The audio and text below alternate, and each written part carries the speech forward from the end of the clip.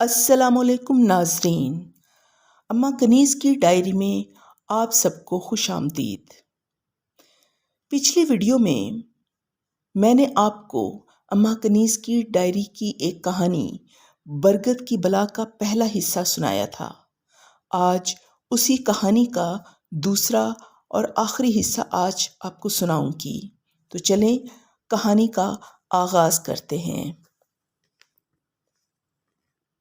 یہ انسانی ڈھانچے تھے۔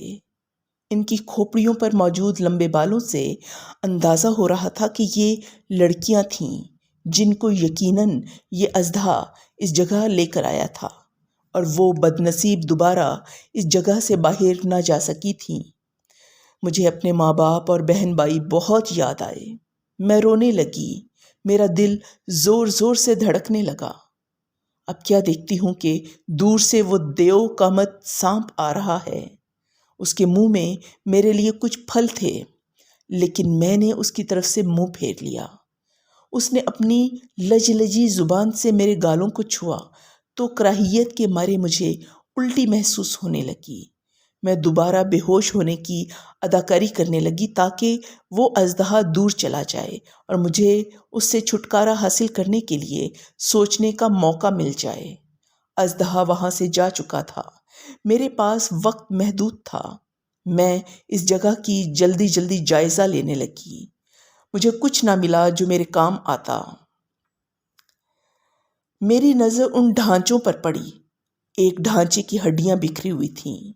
میں نے 2 نوکدار ہڈیاں اٹھا لیں، ان کو رگڑ رگڑ کر ان ہڈیوں کو نوکدار بنا لیا تھا۔ اب میں اس بلا کا انتظار کر رہی تھی۔ چند گھنٹے گزر گئے اور وہ اژدہا واپس آ گیا۔ اس کے آنے کی سرسراہٹ سے میرے اندر جمع ہونے والی ہمت جواب دینے لگی، لیکن اب صورتحال ابھی نہیں تو کبھی نہیں کے مترادف ہو گئی تھی۔ وہ بلا میرے قریب آ گئی تھی۔ میں موقع کے انتظار میں تھی۔ اچانک میں نے دونوں نوکدار ہڈیوں سے اس کی آنکھوں پر وار کیا۔ اس کی دونوں آنکھوں سے خون بہہ رہا تھا اور وہ اژدہا سر پٹک رہا تھا۔ تکلیف کے مارے اس کے منہ سے بھیانک آوازیں نکل رہی تھیں۔ وہ پھنکار رہا تھا۔ وہ کوشش کر رہا تھا کہ وہ مجھے اپنے منہ میں دبا لے، لیکن میں حال کے دور حصے میں بھاگ گئی۔ اب میرے پاس موقع تھا کہ میں فرار ہو سکوں۔ بھاگنے سے پہلے میں نے سونے کے کچھ زیور اور کچھ ہیرے اپنے دوپٹے کے پلو میں باندھ لیے۔ میں نے فرار کے لیے وہ راستہ اختیار کیا جہاں سے وہ اژدہا آتا جاتا تھا۔ وہ ایک اندھیرا راستہ تھا، لیکن میری مٹھی میں ایک ہیرا تھا جس کی روشنی میں آگے بڑھ رہی تھی۔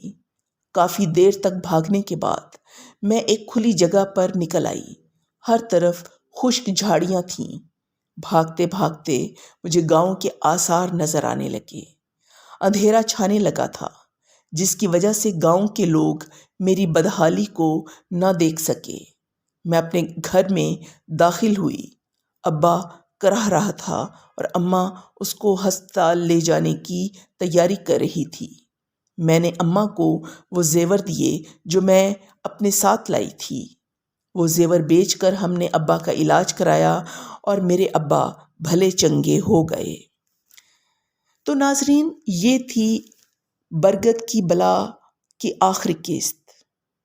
امید ہے آپ کو میری یہ کوشش پسند آئی ہوگی۔ اگر آپ کو یہ کوشش پسند آئی ہے تو لائک کر کے اس کا اظہار کریے اور کمنٹس میں اپنی قیمتی رائے کا اظہار کریے۔ میرے چینل کو